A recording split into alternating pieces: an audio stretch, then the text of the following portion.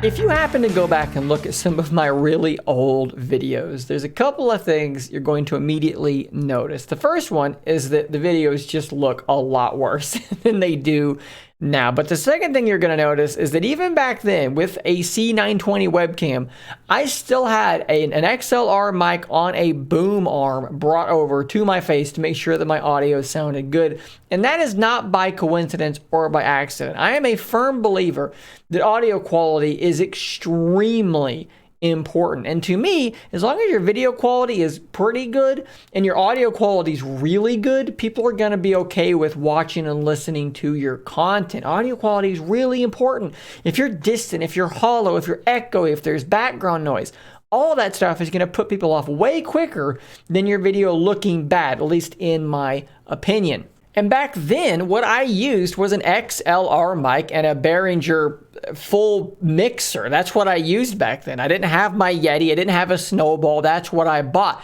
And now, what's really cool is that there are a ton of really pretty solid microphones out there for relatively cheap. This has become something you can get really easily. And today, we're looking at this USB-C TONOR Cardioid Condenser microphone. And I do want to say, first off, thanks to TONOR for reaching out and sending this thing to me. I can't wait to try it out. I actually do have it here right now. So we're going to quickly do an unboxing. I'm going to hook it up and let you hear what it sounds like compared to the most tried and true microphone out there. This is the Blue Yeti. This is the mic that so many of us use because it sounds so good. Is it possible that a $42 microphone from TONOR can stand up to what the Yeti can do? Let's unbox this thing and let's find out. Okay, so this is, of course, the TONOR TC30 USB condenser microphone. So pretty much that's all that's really on the box that is worth note here. So let's go ahead and open this guy up and get a look at it. Looks like we do have a 2-year warranty. That's actually pretty good. We do have some instructions here, and I'm imagining probably not a lot going on there. Plug it in, and it's a microphone. It should work just fine. Here's the microphone itself. I do want to quickly mention, though, that this is USB-C. So good on you, TONOR, for doing USB-C. My Yeti over here was using USB micro, so that's awesome. Really happy about that. It does actually come with a pop filter, which is great to have. It's got its own little custom mount to that. And then also really cool, something that I just got on my Yeti is an isolator. Well, this little stand has an isolator built in. Do you see those bands holding the microphone in place? You see it's suspended in place. The point of that is this thing is sitting on your table and the vibrations from your table are not going to make it up to this microphone because it is noise isolated via the stand itself. And of course, it comes with a little tripod here, so that you can set this thing up on your table, point it towards your face, lock it in. Let's put the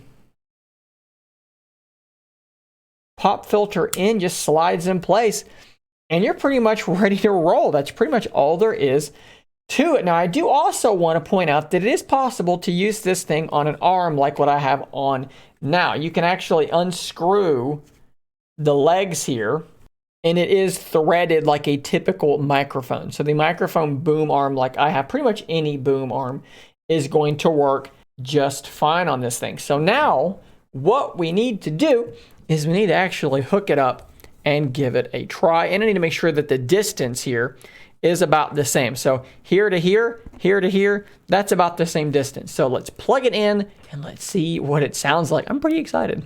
I do want you guys to know that this USB cable is quite long. This is probably like a 6-foot or a 5-foot cable. This isn't doubled over. So another great thing that TONOR has done here, they've given us a microphone, a cable long enough for a microphone.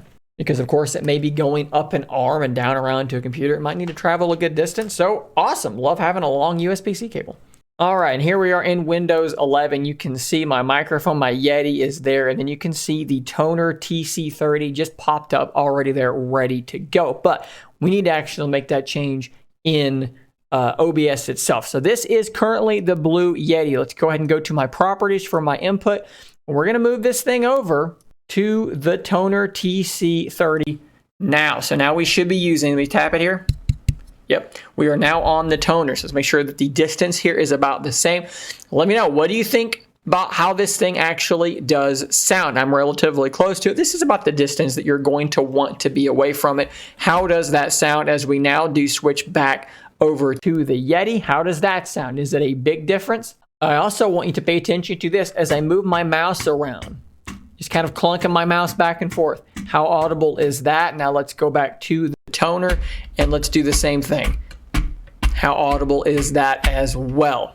Okay, so I'm back on the Yeti now, and I'm genuinely pretty impressed with the toner microphone so far. I think that the biggest difference I'm hearing between the toner and the Yeti is that the Yeti has a lot fuller sound, much more bass, just a much rounder, fuller sound, but that's to be expected. I mean, let's be honest, we're comparing a $120 microphone to a $42 microphone. But there is another cheap microphone that a lot of people go to, the Blue Snowball. And I happen to have one of those to test as well. Okay, so let's now go through all three. We are now on the Yeti Classic. This is my $120 mic. Now let's go over to the Yeti Snowball, which I'm just going to be holding because I don't have my tripod here, so let's hold it about the same distance. We are now on the Yeti Snowball, and again, just so you can see this, we're looking at normally $49.99 for the Snowball. Let me know how you think this does sound. Let's move the mouse around so you can get both comparisons on that.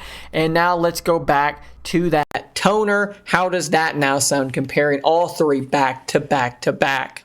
Now, to my ear, both Yeti microphones do still seem to have a fuller, bassier, richer tone. Something else I've noticed from the toner when I'm sitting about the same distance as the Yetis is I'm getting a little bit of distortion as well. It's actually peaking higher. Even though I've got a limiter on, it's hitting that limiter every single time. So what I'm going to do here is I'm actually going to lower the input volume here. It's actually already at 88%, and it is quite a bit louder than I would expect it to be. And like I said, there's distortion, which typically means you've got something turned up too high, you're too close, you're too loud.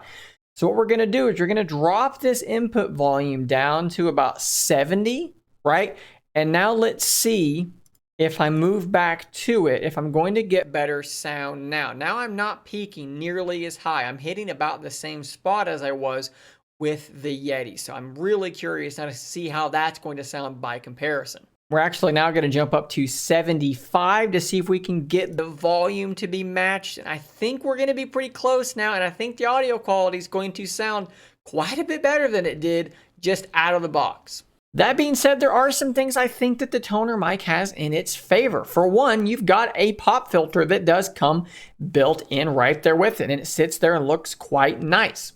You do have an isolator built in, which the Snowball does not have either. It's something that both of these, you're going to have to buy both of these separately. And pop filters are really important when you're talking. You say something like it's important, you're going to wind up getting pops in your microphone.